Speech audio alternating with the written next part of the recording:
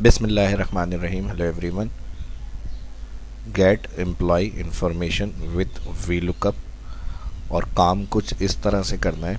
Sheet 1 जो है वो एम्प्लॉय हमारे पास डेटाबेस से डबल क्लिक कर लेता हूँ मैं यहाँ पर एम्प्लॉय और @एम्प्लॉय डेटा कर लिया, या फिर फुल नाम रखना है तो एम्प्लॉय डेटाबेस भी लिख सकते हैं। शीट 1 पे सारी एम्प्लॉय इन्फॉर्मेशन है और शीट 2 पे सर्च करना है डेटा। क्राइटेरिया क्या है सर्च करने का? सर्च का तो सभी को पता है, जो सब्सक्राइबर हैं तो उनको तो ये लाजमी पता होगा। वी लोग तो पहले भी मैंने कई दफ़ा आप लोगों को बताया है, सर्च के लिए यूज़ किया जाता है। और नॉर्मल जैसे आईडी होती है उससे सर्च होता है और उसका कॉलम इंडेक्स बताते हैं हम, तो इस तरह एग्जैक्ट मैच के साथ सर्च करते हैं। लेकिन इस शीट के अंदर क्राइटेरिया इस तरह से सर्च करना है, यानी हमारे पास ये दो हेडिंग्स तो हैं, कॉपी पेस्ट और यहाँ से जूम। अगर हम सिंपल सर्च करते हैं तो यहाँ पर हम लगाते हैं इक्वल वी लुकअप, यानी यहाँ से जो कोड इंटर होगा एम्प्लॉय वो लुकअप करें, और यहाँ इसका सेल एड्रेस आ गया A2 कॉमा, और फिर कहाँ से एम्प्लॉय डेटा जैसी शीट रीनेम थी यहाँ क्लिक करा तो नाम आ गया। कहाँ से सर्च करना है इस डाटा में से, ऑल सेलेक्ट, ठीक है जी। Employ data sheet pack A1 से स्टार्टिंग की रेंज सेलेक्ट करी कॉमा, और जैसे कॉमा लगाएंगे तो कहेगा कॉलम इंडेक्स। अब ज़ाहिर नाम में लगा रहे हैं हम फार्मूला, जो शीट 2 पे हम सर्च कर रहे हैं उसमें वी लुकअप फर्स्ट नेम वाले कॉलम में लग रहा है, फर्स्ट सेल में, तो ये नाम का कॉलम इस डेटाबेस के अंदर 1 एम्प्लॉय हो गया और फर्स्ट नेम 2 नंबर कॉलम, तो यहाँ पर हम देंगे 2 और कॉमा फॉल्स, ये वी लुकअप हो गया हमारा, ठीक है, जो नॉर्मल यूज़ किया जाता है। अब इधर से हम जो भी कोड इंटर करेंगे इसका डेटा लुकअप हो जाएगा, ठीक है जी। 2385, अब 2385 पे ऐसा दें, बिल्कुल ठीक है।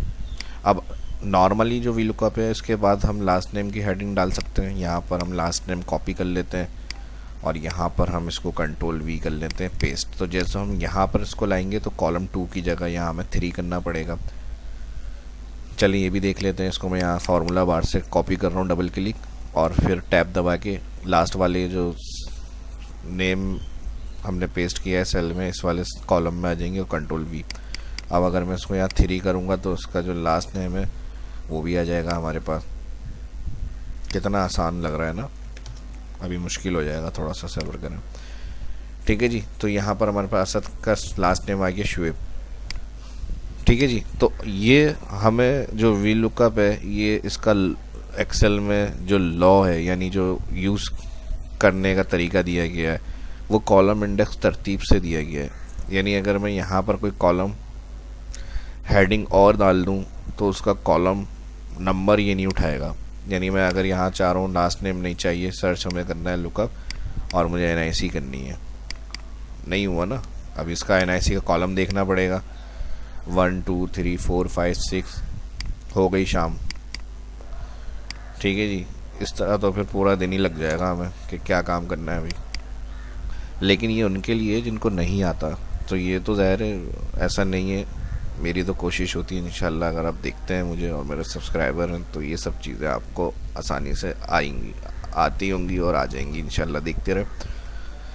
हेडिंग्स चेंज हो तो ये डेटा उसी हेडिंग्स का निकाल के देइए हमें यहाँ से, ठीक है जी।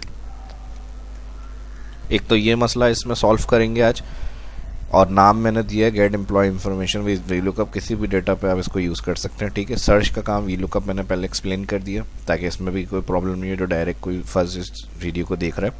तो सर्च किस तरह वी लुकअप करता है, कॉलम तरतीब से बताने पर उसका डेटा मिलता है, लेकिन हेडिंग चेंज करने पर वो डेटा नहीं मिलता। आपको फिर क्या करना होगा, इसी तरह जितना बड़ा डेटा है जो हेडिंग्स आपको तरतीब से नहीं चाहिए, बस आपको हेडिंग इंटर करना है और उसका डेटा सर्च हो और ऑटोमेटिक हो, ये वाला काम नहीं। पाकिस्तान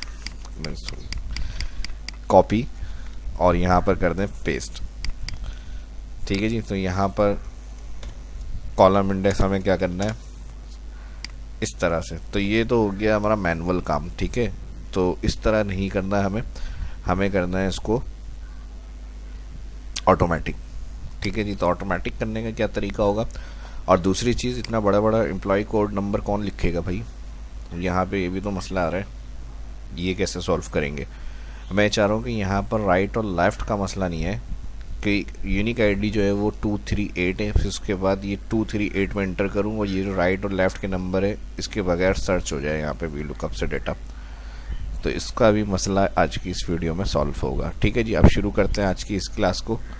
यहाँ से मैं सब क्लियर कर रहा हूँ और यहाँ से ये हेडिंग्स भी क्लियर कर रहा हूँ।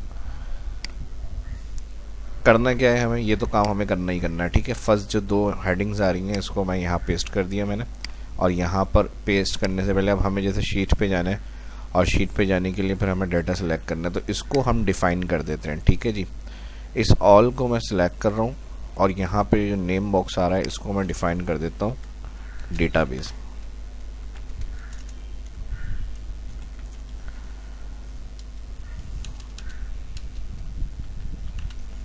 एंटर करना है लाजमी।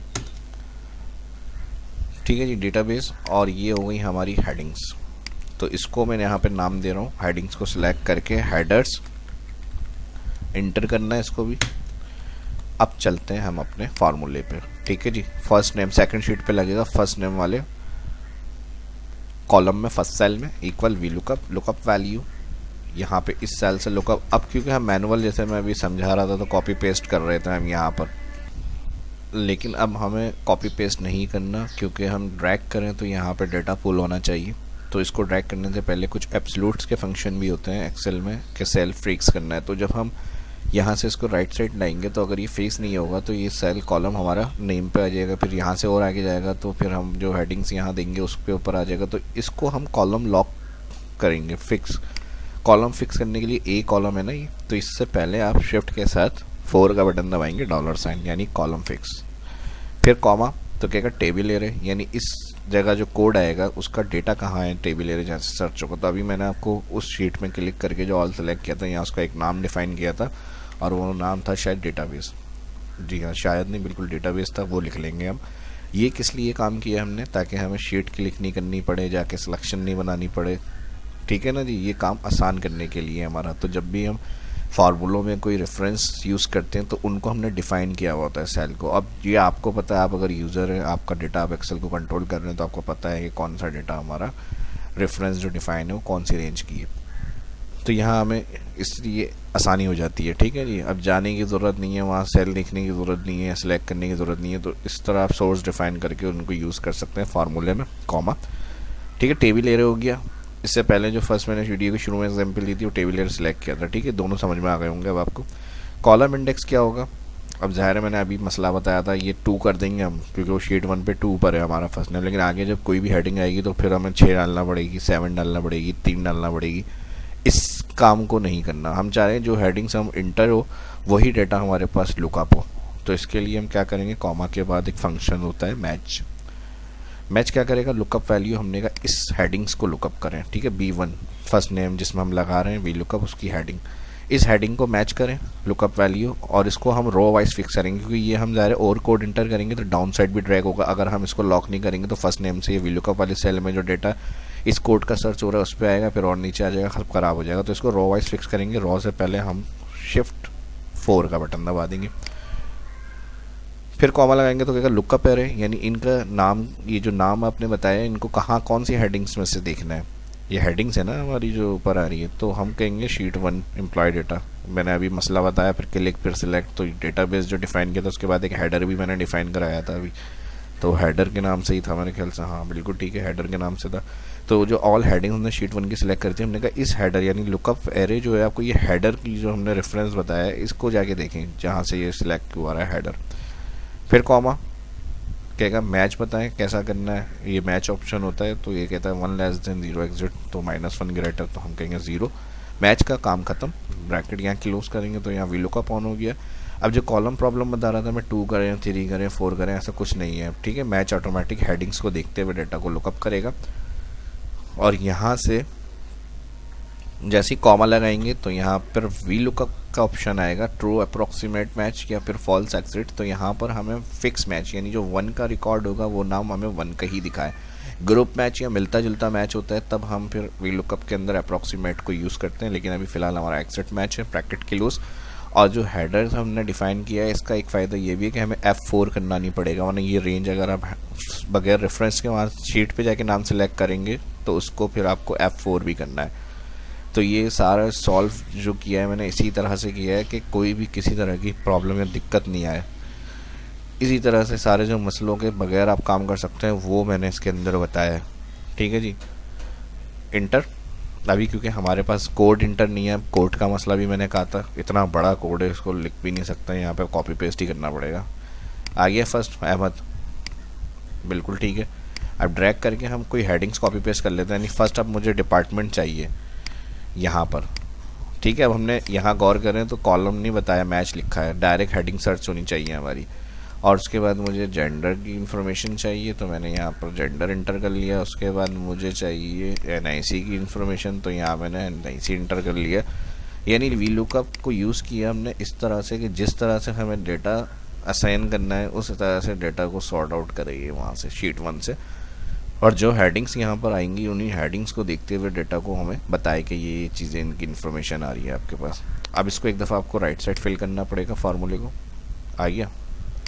मार्केटिंग है डिपार्टमेंट, इनका जेंडर जो है वो मेल और इनकी NIC इन्फॉर्मेशन। और उसके बाद अगर आप कोई भी इनको और आगे पेस्ट करेंगे एज को, जैसे हम देख लेते हैं तो मैंने कहा एज भी आ जाए इनकी, यहाँ पर सिर्फ हेडिंग कॉपी पेस्ट और ड्रैग तो सारी वही इन्फॉर्मेशन शीट 1 से आएगी, ऑटोमेटिक सारा काम होगा ये। अब इसी तरह कुछ और अगर आप हेडिंग्स को आगे पीछे करके कोड्स को एंटर कर लेते हैं और डाउन साइड को फिल करेंगे कि इनकी सबकी इन्फॉर्मेशन भी आए तो ये सारा डेटा वही सर्च करके देगा शीट से। अब यहाँ अगर हम देख लें 2313 की शामी की इन्फॉर्मेशन है, 2313 हमारे पास शामी, ये आ गई शामी के सारा काम। अब अगर हम यहाँ पर सिर्फ एक हेडिंग्स उठा लें कॉपी और किसी भी जगह पेस्ट करें, जैसे यहाँ कर दिया मैंने ये हेडिंग्स को, तो वही लास्ट नेम आ गया उन सबका। ये फ़ायदा होगा इस तरह से फार्मूला यूज़ करने का। और कितना मुश्किल था और कितना आसानी से हो गया कि सब जो हम बस एक दफ़ा फार्मूला लगा के एंट्री कर रहे हैं वही डेटा हमारा इन्फॉर्मेशन निकाल के दे रहा है शीट 1 से। ये फार्मूले इस तरह से लगाए हमने एज अ डेटाबेस की तरह या एज अ सॉफ्टवेयर की तरह से इसको यूज़ किया गया इस क्लास में जो मैंने सारी चीज़ें बताई हैं। ठीक है, यहाँ तक तो ये मसला हल हो गया। अच्छा, एक चीज़ का ख्याल रख लीजिएगा, फार्मूला सही होना चाहिए, स्पेलिंग में मिस्टेक नहीं होनी चाहिए और स्पेलिंग हेडर्स की सही होनी चाहिए। ये नहीं है नंबर है तो नंबर्स कर दिया यहाँ तो वो हाँ उसको हेडिंग्स नहीं मिलेगी शीट 1 पे, तो यहाँ ये एरर होगा। ठीक है जी, यहाँ तक क्लियर है? अगर नहीं है तो इस वीडियो के डिस्क्रिप्शन में ऑप्शन होता है शायद कमेंट का, देख लिएगा, मेरे ख्याल से तो है। पूछने के लिए ऑप्शन भी दिया होता है, इस वीडियो को लाइक करने का भी दिया हुआ होता है और शेयर का भी होता है, वहाँ सारे सोशल आइकन वगैरह हैं, तो देख लीजिएगा, अगर दिल चाह कर लिएगा। ठीक है जी, तो यहाँ पर अब मसला आ जाता है कि इनका जो वाइल्ड कार्ड का इशू आता है। वाइल्ड कार्ड क्या होता है? यानी ये जो राइट साइड और लेफ्ट साइड के करेक्टर हैं इनको हटाते हुए हमें डेटा को लुकअप कराना है। अब इतने बड़े बड़े कोड कौन लिखेगा? एम्प्लॉई अगर कोई कोड है इस तरह से या कोई भी डेटा इस तरह का है जो कोड से सर्च कर रहा है, क्योंकि ये अब कोड में गलत कर दूंगा तो यहाँ सर्च ही नहीं करेगा, वो मिलेगा ही नहीं, उसको एरर आ गया। तो अब हमने जो आईडी यूज़ करी है इसकी टेक्निक्स को समझे। ठीक है, अब मेन जो करेक्टर है ना वो 4 हैं, 1 2 3 4 1 2 3 9 1 2 3 10, इस तरह से 1 2 3 11 1 2 3 12, इन आईडीज़ को यूज़ करते हुए हमें लुकअप करना है। अब राइट और लेफ्ट के जो नंबर आ रहे हैं ये बाकायदा हम जब इंपोर्ट करते हैं तो खुद ही ऐड हो जाते हैं, ये समझ लें। वाइल्ड कार्ड करेक्टर उतना अक्सर जब इंपोर्ट करते हैं तो सॉफ्टवेयर में ऐड हो जाते हैं, तो उनको इग्नोर करते हुए ये किस तरह से लुकअप होगा डेटा, तो इसको भी देखते हैं करके। ये वाली तो एग्जाम्पल समझ में आ गई ना, यहाँ से इसको मैं कॉपी कर लेता हूँ और कॉपी करके मैं यहाँ पे पेस्ट कर रहा हूँ। ठीक है जी, या फिर इसको रहने दें, तो शीट टू शीट हमने कर लिया ना काम। हम जाते हैं एम्प्लॉय डेटा वाली शीट पे और यहाँ पे कर लेते हैं एज एग्जाम्पल। आपको उस शीट पे करना है अलग तो उस पर भी कर सकते हैं, इस पर करना है तो इस पर भी कर सकते हैं। अब इसको हम उठा लेते हैं। ठीक है जी, इनको हम उठाते हैं यहाँ पे हेडिंग्स को और कॉपी पेस्ट करते हैं, या फिर टाइम सेव हो जाएगा हमारा। एक काम कर लेते हैं, हम यहीं से उठा लेते हैं इसको ताकि टाइम हमारा बच जाए, वरना दोबारा से पूरा फार्मूला लिखना पड़ेगा हमें। ठीक है जी, और अब जो वाइल्ड कार्ड का इशू आ रहा था इस शीट पे मैं समझा देता हूँ आपको।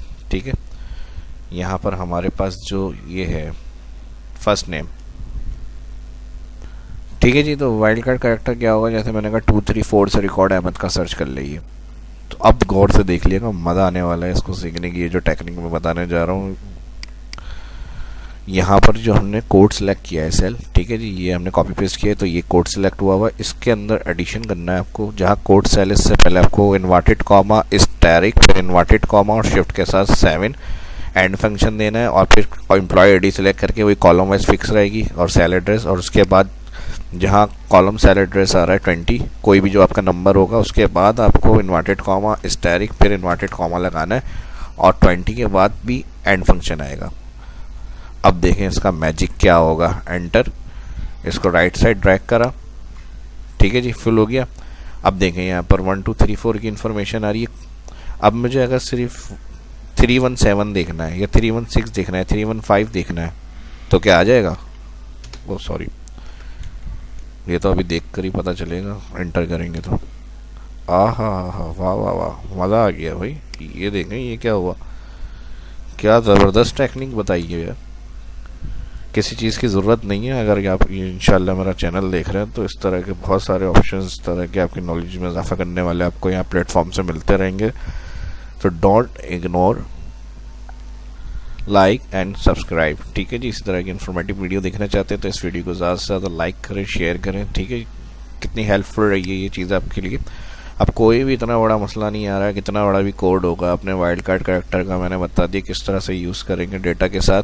सिंपल आपको डेटा मिलता रहेगा उसका, ठीक है जी, इजी करके मैंने आपको और बता दिया। इसको देखने के बाद और सीखने के बाद मास्टर तो शायद बन ही जाएंगे आप। तो अपनी दुआओं में याद रखें और इस वीडियो को लाइक करें, जल्दी से 1000 लाइक्स पूरे करें इस वीडियो के, और 100K तक पहुँचे सोशल मीडिया के ऊपर। अभी इस वीडियो को लाजमी शेयर करें अपने दोस्तों के साथ और ग्रुप्स के अंदर, ताकि वो भी इस तरह की इन्फॉर्मेटिव वीडियो देखते रहें। और आने वाली वीडियो के लिए बेल आइकन पर क्लिक करना ना भूलें। अपना ख्याल रखें, दुआओं में याद रखते हैं। शाह इस्लाम को इजाज़त दीजिए, मिलते हैं नेक्स्ट वीडियो में इसी तरह की किसी और बड़ी मज़ेदार वीडियो के साथ। अल्लाह हाफिज़।